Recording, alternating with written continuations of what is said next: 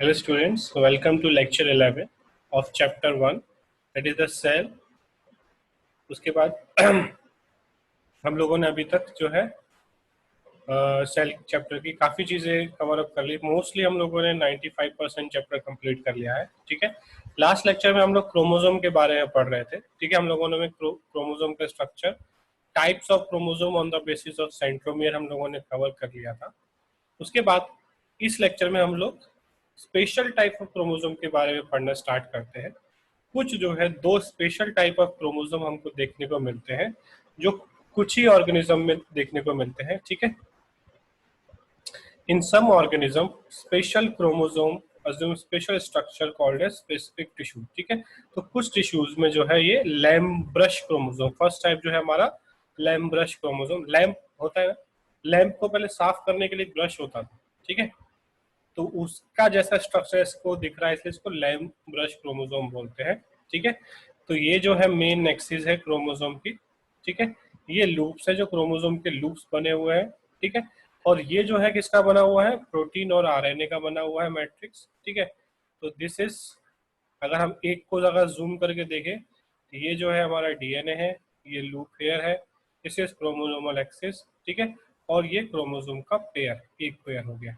ठीक है, तो इस तरीके से स्ट्रक्चर देखने को मिल रहा है हमको। ठीक है, ये डिस्क्राइब किया किसने, रकर्ड ने 1892 में। They are present in primary site of nuclei और vertebrate as well as invertebrate. कहाँ देखने को मिलेगा हमें, प्राइमरी oocyte न्यूक्लियाई में देखने को मिलेगा। They are called as diploid bivalent chromosome joined at certain points called chiasmata। ठीक है, maximum length of these chromosome has been observed in oocytes of Urodil amphibians। ठीक है, सबसे बड़ा लैम्ब्रस क्रोमोसोम हमको यूरोडिल एम्फीबियंस में देखने को मिला है। Their main axis is formed by DNA। ठीक है, मेन एक्सिस जो है वो डीएनए का बना है। Each of the bivalent, दो जो साइड में निकल रहे हैं, bear rows of large number of chromomeres। Many of the chromomeres give out lateral projection और loops। ठीक है, तो ये जो loops बन रहे हैं these are called as chromomere, और जो मेन एक्सिस है वो बना हुआ है हमारा डीएनए। ठीक है, loops are extended part of chromosomes participating in transcription। Transcription means formation of mRNA। The hairs on loops are actually nascent RNA molecules। ठीक है, ये जो हमें हेयर्स जो हम देखने को मिल रहे हैं लूप हेयर्स, वो किसके बने हैं, हमारे आरएनए के बने। ठीक है, समझ गए हम लोग ये चीज।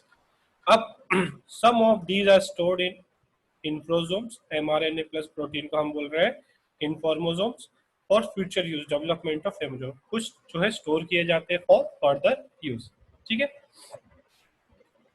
Second type of special chromosome आता है हमारा सलाइवरी ग्लैंड क्रोमोसोम, और इसको हम लोग बहुत कॉमनली बोलते हैं पॉलीटीन क्रोमोसोम।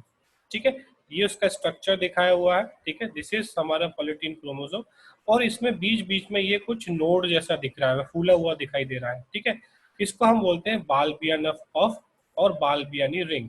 ठीक है, समझ गए। ठीक है, क्योंकि एक साइंटिस्ट बाल्बियानी ने डिस्कवर किया था, इसको हम बोलते हैं। यही चीज जो है यहाँ पे जो हम देख रहे हैं ब्लैक ब्लैक, किसी को थोड़ा जूम करके दिखाए तो ऐसा दिखाई देता है। ठीक है, और पूरा जो है अगर माइक्रोस्कोप के अंदर देखेंगे तो ऐसा हमको एक क्रोमोसोम देखने को मिलेगा, तो काफी बड़ा क्रोमोसोम है ये। ठीक है, इसके बारे में पढ़ते हैं हम लोग। In salivary glands of insects of order Diptera. ठीक है, जो ऑर्डर डिप्टेरा के इंसेक्ट्स हैं उनमें ये हमको मिलता है, किसमें, सलाइवरी ग्लैंड्स में। Some special chromosome were reported by E.G. Balbiani in 1881। ठीक है, काफी पुरानी बात है ये। It is due to presence of these giant chromosomes that maximum cytological study have been made in Drosophila। Another example is Chironomus। ठीक है, तो जो साइटोलॉजिकल स्टडी है वो इन क्रोमोसोम्स की वजह से पॉसिबल हो पाई। ठीक है, in drosophila salivary gland chromosome up to 2000 JAM। ठीक है, मींस ये एक यूनिट है क्रोमोसोम को मेजर करने के लिए। इसको अगर हम लोग बोले तो 2 मिलीमीटर का जो है वो साइज जो है इसको हम लोग 2000 JAM बोलते हैं। ठीक है, समझ गए। तो इतना बड़ा क्रोमोसोम, जो हमारे नॉर्मल क्रोमोसोम होते हैं बहुत छोटे होते हैं, माइक्रोन में होते हैं, ये 2 मिलीमीटर लॉन्ग क्रोमोसोम हमको देखने को मिला है ड्रोसोफिला के सलाइवरी ग्लैंड में।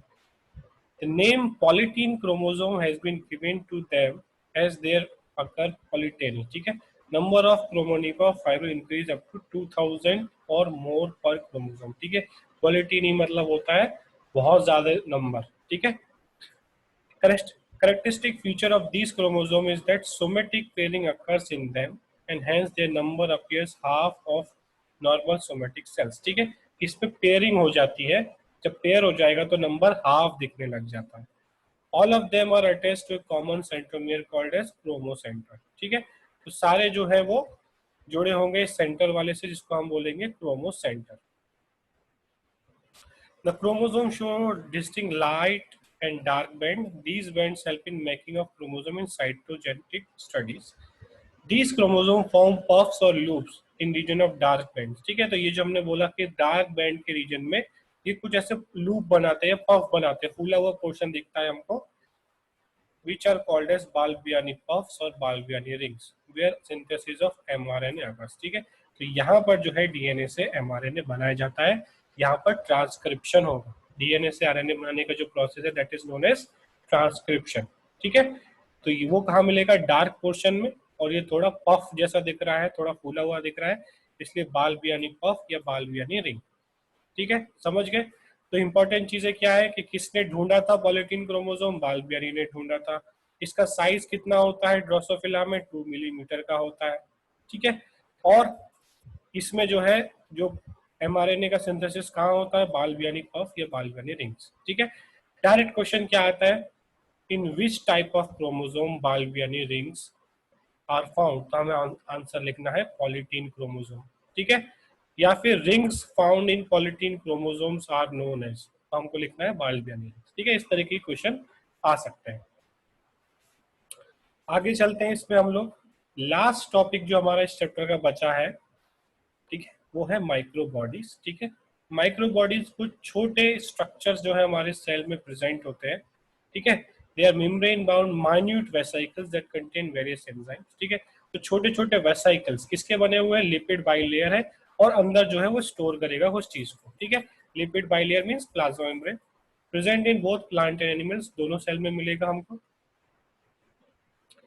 कौन कौन से टाइप होते हैं इनके, 3 तरह के हैं ये माइक्रोबॉडीज, फेरोसोम्स, पेरोक्सीसोम्स एंड ग्लाइऑक्सीसोम्स, ठीक है। तो इन तीनों को हम पढ़ लेते हैं, तो ये हमारा चैप्टर यहाँ पर कंप्लीट हो जाएगा। Spherosomes, they are called as half membrane bound organelle discovered by Perner, ठीक है। They help in storage of and synthesis of fat, तो ये हमको याद रखना है, spherosomes are involve in storage and synthesis of fat. कहाँ मिलेगा हमको ये ज्यादातर, endosperm cells of oil seeds, क्योंकि वहां पे जो है ऑयल सीड्स है तो फैट का स्टोरेज ज्यादा होगा। कहाँ से बनते हैं, अगर कोई पूछे कि स्फेरोसोम बनता कहाँ से है, एसईआर स्मूथ एंडोप्लाज्मिक रेटिकुलम में से जो है वेसाइकल से टूट के बन जाएगा एक राउंड स्ट्रक्चर को हम बोल रहे हैं vesicle. They contain hydrolytic enzyme, means किसी चीज को तोड़ने वाली एंजाइम्स होंगी। They are believe to be plant lysosomes, तो प्लांट में लाइसोसोम्स नहीं होते, उनकी जगह पर स्फेरोसोम्स काम करते हैं, ठीक है। दूसरा है पेरोक्सीसोम, ये भी सेक लाइक स्ट्रक्चर है, वेसाइकल जैसे है। Initially these were reported in animals only but later also discovered in plants, दोनों में मिलेंगे हमें, प्लांट एंड एनिमल, ठीक है। किसने ढूंढा, डे ड्यूवे, ये साइंटिस्ट का नाम है जिन्होंने इसको डिस्कवर किया, ठीक है। They contain peroxide producing enzyme, ठीक है, oxidases and peroxide destroying enzyme catalase. The oxidative enzyme include alpha beta hydroxy acid oxidase, ठीक है। तो ये एंजाइम्स इनके पास होते हैं। Oxidation of substrate producing H2O2, catalyze degrades H2O2 to water and oxygen, ठीक है। तो ये 2 तरह के एंजाइम इसके अंदर होते हैं, दोनों फंक्शन करते हैं, H2O2 का प्रोडक्शन भी करते हैं और H2O2 का डिग्रेडेशन भी करते हैं, ठीक है। Since it is a powerful oxidising agent, it is extremely toxic to the cell, तो उसको रिमूव करना होता है। They generally arise from ER, ये भी ईआर से बनते हैं, ठीक है। और ये फोटो रेस्पिरेशन में भी इन्वॉल्व होते हैं, ठीक है। फोटो रेस्पिरेशन एक वेस्टफुल प्रोसेस है जो प्लांट में होता है, ये हम लोग फोटोसिंथेसिस वाले चैप्टर में डिटेल में पढ़ेंगे, ठीक है। They contain enzyme glycolate oxidase associated with photo respiration, ठीक है। तो हमको बस इतना याद रखना है कि पेरोक्सीसोम एक माइक्रो बॉडी है, ठीक है। उसके पास ये एंजाइम्स होते हैं, मोस्टली H2O2 बनाने और H2O2 को तोड़ने में काम करते हैं। और second important function, it helps in photo respiration, ठीक है। फोटो रेस्पिरेशन क्या होता है ये डिटेल में हम लोग फोटोसिंथेसिस वाले चैप्टर में पढ़ें, ठीक है। थर्ड टाइप आता है ग्लाइओक्सिजोम, डिस्कवर्ड बाय टॉलबर्ट एंड बीवर्स। ये भी ईआर से बनते हैं। तो तीनों हमारे माइक्रोबॉडीज जो है वो स्फेरोजोम्स, ग्लाइओक्सिजोम्स और हमारा पेरोक्सिसोम जो है वो तीनों ईआर के ही ईआर से टूट के बनते हैं। इसमें वहाँ ग्लाइओक्सिलेट साइकिल एक होता है which through which fats are converted into carbohydrate, वो यहाँ पर होगा, ग्लाइओक्सिसोम में होगा, ठीक है, जिसमें फैट को कार्बोहाइड्रेट में बदला जाता है। ये सिर्फ प्लांट में हो सकता है, एनिमल में ऐसा नहीं हो सकता कि फैट को कार्बोहाइड्रेट में बदल दे, ठीक है। They are found in germinating seed, especially in germinating fatty seeds, where insoluble lipid food reserve must be turned into soluble sugar for growing tip. ठीक है, जो फैट सीड में होता है उसे कार्बोहाइड्रेट में कन्वर्ट करना जरूरी होता है, तो ये फैटी सीड्स पे हमें देखने को मिलेगा। Animals cannot execute this conversion because they do not possess glyoxylate enzyme. ठीक है, एनिमल ऐसा नहीं कर सकते कि फैट को वो कन्वर्ट कर दे कार्बोहाइड्रेट में। कार्बोहाइड्रेट से एनर्जी निकालने का प्रोसेस अलग है और फैट से एनर्जी निकालने का प्रोसेस अलग है। एनिमल में ऐसा नहीं हो सकता कि हमारी बॉडी का फैट कार्बोहाइड्रेट में कन्वर्ट हो जाए। अगर ऐसा हो सकता तो ओबेसिटी का प्रॉब्लम जो हम बहुत इजीली ट्रीट कर पाते, मोटापे को हम लोग बहुत इजीली ट्रीट कर पाते। ठीक है, ये हो गया हमारे माइक्रो बॉडीज कंप्लीट यहाँ पर। ठीक है, आगे चलते हैं। ये बेसिक जो है एनिमल और प्लांट सेल के बीच में जो है डिफरेंस दिए हुए हैं, ये आपको नोट डाउन कर लेने और याद कर लेने हैं। मैं इसको एक्सप्लेन नहीं करने वाला हूँ क्योंकि ये सारी चीजें आप ऑलरेडी पढ़ चुके होंगे। Difference between animal cell and plant cell ये 8th क्लास से पढ़ते आ रहे हैं। फिर भी कुछ एक्स्ट्रा पॉइंट यहाँ पर होंगे तो आपको ये याद कर लेना है। ठीक है, तो फाइनली हम लोग इस चैप्टर के एंड पे पहुंच गए। हम लोगों ने शुरुआत की थी यहाँ से, जिसमें हम लोगों ने सेल जो है डिवाइड किया था, बाहर सेल वॉल, सेल एनवेलप और प्रोटोप्लास्ट में। प्रोटोप्लास्ट में जो है न्यूक्लियस आएगा, साइटोप्लाज्म, प्रोटोप्लाज्मिक मेम्ब्रेन जो कि सेल मेम्ब्रेन हम बोल सकते हैं। न्यूक्लियस के अंदर ये चारों चीजें हम लोगों ने पढ़ ली, chromatin, nucleoplasm, nucleolus, nuclear membrane. Cytoplasm के अंदर inactive substance, reserve food material, excretory products, secretory products. ठीक है, ऑर्गेनल्स हम लोगों ने प्लास्टिड पढ़ा, माइटोकॉन्ड्रिया पढ़ा, ईआर पढ़ा, गोल्गी बॉडी हमने पढ़ा, lysosomes, ribosomes, microbody and cytoskeleton. ठीक है, हाइलोप्लाज्म मतलब साइटोप्लाज्म में से, ठीक है, अगर हम लोग सारे ऑर्गेनल्स निकाल दें और ये सारी चीजें निकाल दें, जो सिर्फ वाटरी पोर्शन बचेगा उसको हम बोलते हैं हाइलोप्लाज्म। ठीक है, समझ गए? तो ये सारी चीजें हम लोगों ने यहाँ पे पढ़ ली। ठीक है, आपको जो है सारे लेक्चर्स, ये टोटल 11 लेक्चर सेल चैप्टर के हो रहे हैं। This is the 11th lecture of cell chapter, this is the last chapter. ठीक है, लास्ट लेक्चर, इसके बाद हम लोग नेक्स्ट चैप्टर स्टार्ट करेंगे। तो इसको आपको थोरली समझना है, थोरली इसके नोट्स बनाने। जिस दिन ये आप लेक्चर देखेंगे, लास्ट लेक्चर जिस दिन देखेंगे, उसके बाद 2 या 3 दिन के बाद आपको अपने नोट्स का फोटो क्लिक करके उसका एक पीडीएफ बनाकर, कैम स्कैनर करके एक ऐप आता है जिससे आप सारे फोटोज को कंपाइल करके पीडीएफ बना सकते हैं। नहीं पता कैसे करना है तो आप मेरे को व्हाट्सएप पे पूछिएगा, मैं बता दूंगा आपको। ठीक है, आपको 2 या 3 दिन के अंदर, जिस दिन ये लेक्चर आप लोगों ने देख लिया उसके 2 या 3 दिन के अंदर आपको नोट्स मुझे व्हाट्सएप पे फॉरवर्ड करना है। ठीक है, जिसका भी नोट्स मेरे पास नहीं पहुंचेगा उससे मैं 10 बार वही चैप्टर के नोट्स लिखवाऊंगा। यही मेरा पनिशमेंट है।